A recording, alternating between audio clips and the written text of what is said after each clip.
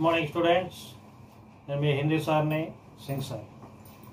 నా పిల్లలు ఇప్పుడు ఈ సంవత్సరం నుంచి 8th class Hindi subject text book కొత్తది రావడం జరిగింది.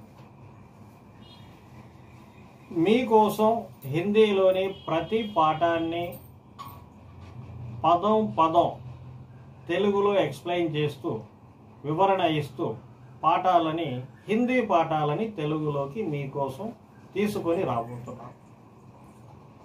చూడండి నాన్న, Hindi text book first lesson సుబహ్. సుబహ్ అంటే ఎర్లీ మార్నింగ్, ఉదయాన్నే, అంటే डे टाइम. ఈ లెసన్ లో देखिए बच्चों, एक बार इस पाठ के मुख चित्र को ध्यान से देखिए. ఈ పాఠంలో ముఖ చిత్రాన్ని అంటే ముందరుండే బొమ్మని ఒకసారి చూడండి. బాగా శ్రద్ధగా చూడాలి. అక్కడ ఎవరెవరు ఏమేం చేస్తున్నారు అన్నిటినీ చక్కగా చూడండి. కింద 3 ప్రశ్నలు ఉన్నాయి. ఆ 3 ప్రశ్నల గురించి మాట్లాడుకుందాం. చిత్ర మే క్యా దిఖాయి దే రహా హై? మీరు చూశారు కదా ఇప్పటిదాకా బొమ్మని. ఏం కనిపిస్తుంది ఆ బొమ్మలో? ఎవరెవరు కనిపిస్తున్నారు ఆ బొమ్మలో? చిత్ర మే గాయ్ దిఖాయి దే రహా హై నా, ఆవు కనిపిస్తుంది. ఇంకా ఘాస్, గడ్డి కనిపిస్తుంది. బచ్చే, కొంతమంది పిల్లలు కనిపిస్తున్నారు. ఔరత్, ఆడవాళ్ళు కనిపిస్తున్నారు. ముర్గా అంటే కోడి పుంజు అన్నమాట. కోడి పుంజు కూడా కనిపిస్తుంది కదా. ఓఖలి అంటే రోకలి, రోకలి కనిపిస్తుంది. కిసాన్, ఫార్మర్, రైతు. బంసోర్, బాస్కెట్ మేకర్, బుట్టలు అల్లేవాడు అన్నమాట. ఇక జోంపడా, హట్, గుడిసె కనిపిస్తుంది. హల్, నాగలి కూడా కనిపిస్తుంది. ఇన్ని కనిపిస్తున్నాయి. కనబడ్డాయా ఇవన్నీ మీకు? జాగ్రత్తగా చూడండి, అన్నీ కనిపిస్తాయి. నెక్స్ట్ క్వశ్చన్, కిసాన్ క్యా కర్ రహా హై? కిసాన్ అంటే రైతు అన్నమాట. ఫార్మర్ ఏం చేస్తున్నాడు? కిసాన్ ఖేతీ కా కామ్ కర్ రహా హై. ఆ రైతు పొలం పని చేస్తున్నాడు అనమాట. ఖేతీ కా కామ్ అంటే పొలం పని. ఇంకా 3వ ప్రశ్న ఏమని అడుగుతున్నాడు రా అంటే, లోగ్ క్యా కర్ రహే హై అన్నాడు. అంటే ఆ బొమ్మలో చాలా మంది జనాలు ఉన్నారు కదా, జనాలందరూ కూడా ఏం చేస్తున్నారు అని అడుగుతున్నాడు. ఏం చేస్తున్నారు? ఏక ఔరత్ గాయ్ కో ఘాస్ దే రహీ హై. ఒక ఆడమనిషి ఆవుకి గడ్డిని ఇవ్వడం జరుగుతూ ఉంది. నెక్స్ట్ పిల్లలు, బచ్చే, బచ్చే పాఠశాల జా రహే హై. పిల్లలైతే స్కూల్కి వెళ్తున్నారు. బంసోర్ టోకరియా బనా రహా హై. బంసోర్ అంటే బుట్టలు అల్లేవాడు. బుట్టలు అల్లేవాడు ఏం చేస్తున్నాడు? బుట్టలు అల్లుతూ ఉన్నాడు. ఏక ఔరత్ ఓఖలి మే ఆటా పీస్ రహీ హై. ఒక ఆడ మనిషి అయితే ఆ రోకలి ఉంది కదా, రోలు రోకలి అవి, వాటితో పిండి బియ్యాన్ని పిండి పిండిగా చేస్తూ ఉంది. కిసాన్ ఖేత్ జోతతా హై. ఫార్మర్ అయితే పొలం పని చేస్తూ ఉన్నాడు. ఏక్ ఔరత్ పానీ లా రహీ హై. ఒక ఆడ మనిషి కుండలో కుండలో నీళ్లు తీసుకొని వస్తూ ఉందన్నమాట. ఇది నాన్న ఆ బొమ్మ కింద ఉన్న 3 ప్రశ్నలు. బొమ్మ చక్కగా అర్థమైంది కదా.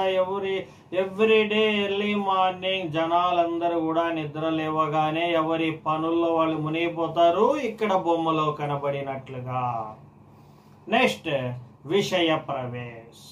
విషయ ప్రవేశ్ చదువుదామా? అక్కడ ఏముందో చూద్దామా? మానవ జీవన్ మే ప్రకృతి కా మహత్వపూర్ణ స్థాన్ హై. మానవ జీవన్, ప్రతి మనిషి జీవితంలో ప్రకృతి యొక్క గొప్పతనం చాలా ఉంటుంది. ప్రకృతితో ముడిపడే ఉంటుంది.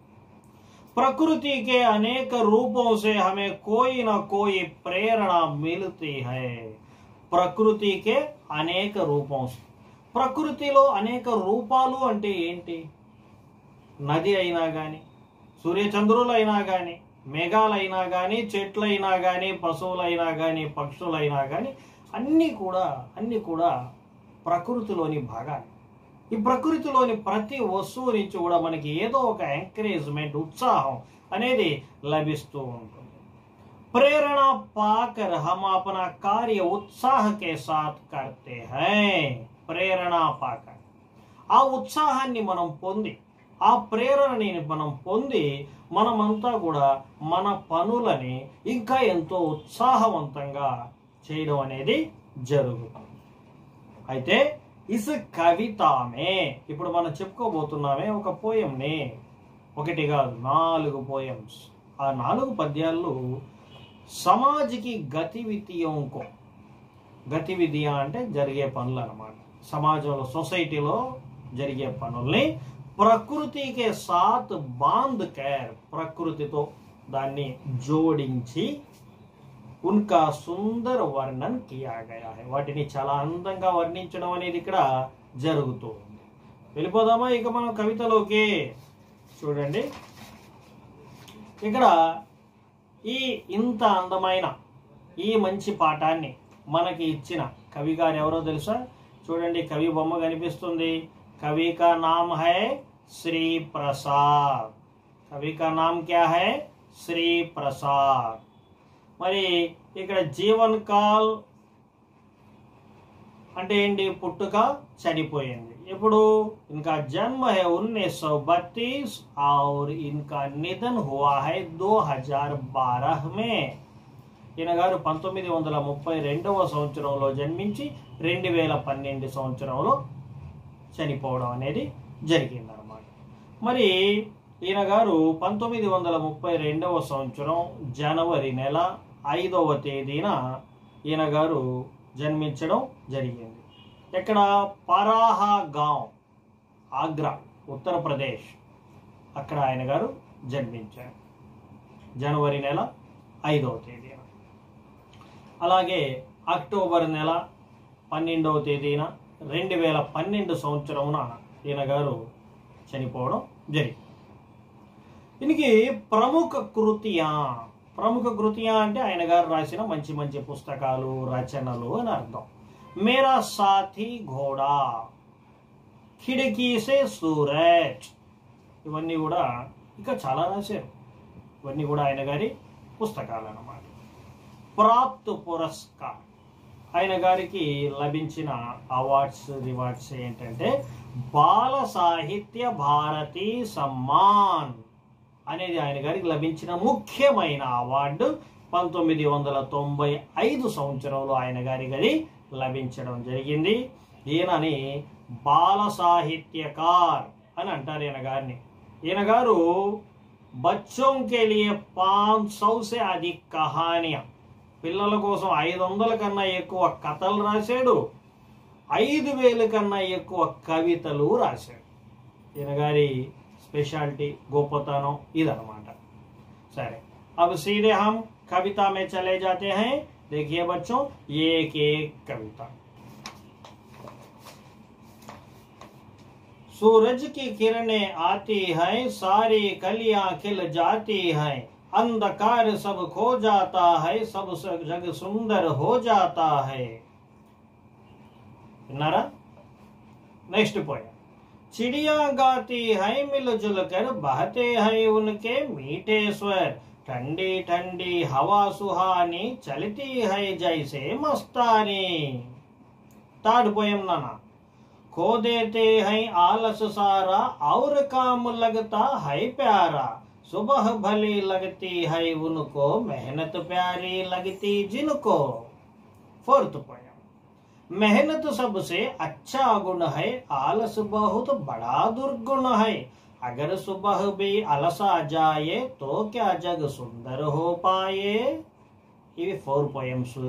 ఒక్కొక్క పోయం గురించి మనం ఇప్పుడు మాట్లాడుకుందాం. ఏమంటున్నారు? क्या बोल रहे हैं पहले कविता में? सूरज की किरणें आती हैं. सूरज की किरणें, సూరజ్ కి కిరణ్ అంటే ఆ సూర్యుడి కిరణాలు రాగానే, అంటే సూర్యోదయం కాగానే, సూర్యుడు ఉదయించగానే ఆ కిరణాలు మన పైన పడగానే భూమి మీద సారీ కలియా ఖిల్ జాతీ హై. కలియా అంటే మొగ్గలు, అన్ని చెట్ల మీద ఉన్న అన్ని మొగ్గలు వికసించి పువ్వులుగా పరిమళిస్తాయి.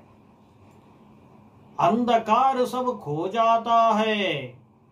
ఇంతసేపు రాత్రంతా ఉన్న ఈ చీకటి సూర్యుడు ఉదయించగానే, ఆ సూర్యుని కిరణాలు భూమి మీద పడగానే అంధకార్, డార్క్నెస్, చీకటి సబ్ ఖో జాతా హై, మాయమైపోతుంది. చీకటి అనేది మాయమైపోతే ఏమవుతుంది? ఉజాలా ఫైల్తా హై, వెలుతురు వచ్చేస్తుంది. వెలుతురు రాగానే, ఇప్పుడు చీకటిగా ఉంటే ఏదైనా గదిలో మనం ఉన్నాం, చీకటిగా ఉంది, చీకటిలో ఏమైనా వస్తువులు కనిపిస్తాయా? కనిపించవు. లైట్ వేయగానే వెలుతురు వస్తుంది, ఎక్కడ ఏముంది అన్నీ మనకు చక్కగా కనిపిస్తాయి కదా. అలాగే సూర్యుడు ఉదయించగానే చీకటి దూరం అయిపోతుంది. ఆ సూర్యుని వేడి తగిలి పువ్వులు పరిమళిస్తాయి. అందమైన రకరకాల రంగురంగుల పువ్వులు వికసిస్తాయి. ప్రకృతిలో ఉన్న ప్రతి అందచందం మన కళ్ళకి ఎంతో అందంగా కనిపిస్తుంది. దాన్నే అంటున్నాడు ఇక్కడ, సబ్ జగ్ సుందర్ హో జాతా హై. జగ్ అనే విశ్వ, ప్రపంచం, ప్రపంచమంతా కూడా ఎంతో అందంగా తయారైపోతుంది అని మొదటి పద్యంలో అంటున్నాడు. రెండవ పద్యంలోకి వెళ్దాం. చిడియాంగాతి హై మిల్ జుల్కర్. సూర్యుడు ఉదయించగానే, ఆ సూర్యుని కిరణాలు పడగానే చీడియా అంటే పక్షులు అన్నీ కూడా ఒక్కటిగా కలిసి, మిల్లు జులుకర్ కలిసి, గాతి హై రకరకాల సౌండ్స్ మీరు వినుంటారు కదా, పక్షులు అరిచేటివి. అలా అరుచుకుంటూ పాడుకుంటూ బయలుదేరుతాయి. బహతే హై ఉన్కే మీఠే స్వర్. బహతే హై ఏంటి? దాంట్లో నుంచి ప్రవహిస్తుంది. ఆ పక్షుల కిలకిల రావాల సవ్వడిలో నుండి ప్రవహిస్తుంది. ఏం ప్రవహిస్తుంది? మీఠే స్వర్, అందమైన రాగాలు, తీయని మధురమైన రాగాలు వాటి సౌండ్స్లో నుంచి వస్తాయి. ఠండీ ఠండీ హవా సుహానీ. ఠండీ ఠండీ చల్లనైన హవా, గాలి. ఉదయాన్నే సూర్యుడు అంత వేడిని ఇవ్వడు నాన్న. ఆ సూర్యుడు ఎర్రగా సూర్యుడు ఉంటాడు. ఆ టైంలో చల్లని గాలి, మార్నింగ్ వాకింగ్ అలా వెళ్ళే వాళ్ళకి అందరికీ తెలుసు, చల్లగా గాలి ఉంటుంది. ఉదయాన్నే వెళ్తారు కాబట్టి. సుహాని ఎంతో ఆనందాన్ని, అందాన్ని ఇస్తుంది. చలితీ హై జైసే మస్తాని. అంతే, అప్పుడు చల్తీ హై జైసే మస్తాని వెళ్ళిపోతుంది. ఏంటి? మనలో ఉన్న మస్తి అనే సుస్థి, ఆ బద్ధకం మనలో నుంచి దూరం అయిపోతుంది. ఏమంటున్నాడు రెండవ పద్యంలో? పూర్తిగా సూర్యుని కిరణాలు పడగానే పక్షులన్నీ కూడా నిద్ర లేచి తమ కిలకిల రావాలతో పాటలు పాడుతాయి. ఆ పాటలు ఒక మధురమైన రాగాల రూపంలో ప్రవహిస్తాయి. చల్లని గాలి మనకి తగులుతుంది. దానితో మనలో ఉన్న మత్తు దూరం అవుతుంది అని అంటున్నాడు. Third poem. ఖోదేతే హై ఆలస్ సారా. ఖోదేతే హై ఏంటి? ఆలస్ మానే క్యా హై? ఆలస్ మానే లేజీనెస్. లేజీనెస్ సోమరితనం.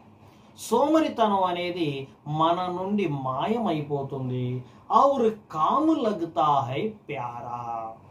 ఔర్ కామ్ లగ్తా హై ప్యారా.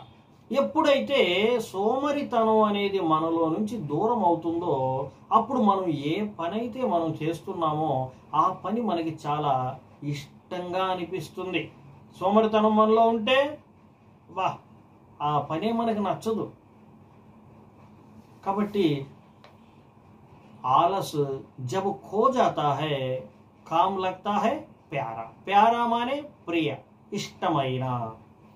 సుబహ్ భలీ లగతి హై ఉనుకో. ఇలాంటి మార్నింగ్ అనేది ఎవరికి చాలా ఇష్టం కలుగుతుందో తెలుసా? ఉదయాన్నే నిద్ర లేవాలి, ఆ సూర్యోదయాన్ని చూడాలి. ఇలాంటివన్నీ కూడా సుబహ్ భలీ లగతి హై, బాగా నచ్చుతుంది. ఎవరికో తెలుసా? ఉదయం 10 గంటలకి నిద్ర లేచే వాళ్ళకి కాదు. ఎవరికి? ఎర్లీ మార్నింగ్ నిద్ర లేచే వాళ్ళకి. ఎర్లీ మార్నింగ్ ఎవరు లేస్తారు నిద్ర? మెహనత్ ప్యారీ లగితీ జినుకో, హార్డ్ వర్క్ అనేది ఎవరైతే ఇష్టపడతారో వాళ్ళకి, కష్టపడి పని చేయాలని ఎవరైతే అనుకుంటారో, కష్టపడి ప్రతిఫలాన్ని సంపాదించాలని ఎవరైతే అనుకుంటారో, కష్టపడి సక్సెస్ని ఎవరైతే సాధించాలని అనుకుంటారో వాళ్ళకి ఎర్లీ మార్నింగ్ అనేది చాలా బాగా నచ్చుతుంది. థర్డ్ పోయం ద్వారా ఏమంటున్నాడు? సోమరితనం ఎప్పుడైతే మాయమవుతుందో మనకి పని మీద ఇష్టం కలుగుతుంది. తెల్లవారుజాము అనేది ఎవరికైతే ఇష్టం కలుగుతుందంటే కష్టపడి పని చేసే స్వభావం ఉండే వాళ్ళకి అని థర్డ్ పోయంలో అంటున్నాడు. ఫోర్త్ పోయం నాన్న, మెహనత్ సబ్సే అచ్చా గుణ హై. అంతే కదా మరి, మెహనత్ అంటే ఏంటి? కష్టపడి పని చేయడం. పరాయి వాళ్ళ దగ్గర ఉండేది లాక్కోవడం, దోచుకోవడం మంచి పద్ధత? తప్పు కదా. మనం కష్టపడాలి, మనం సంపాదించుకోవాలి, మనం సాధించుకోవాలి. దాన్నే కష్టపడడం అంటారు, హార్డ్ వర్క్ చేయడం అంటారు. అది చాలా మంచి అలవాటు, దేవుడికి కూడా నచ్చుతుంది.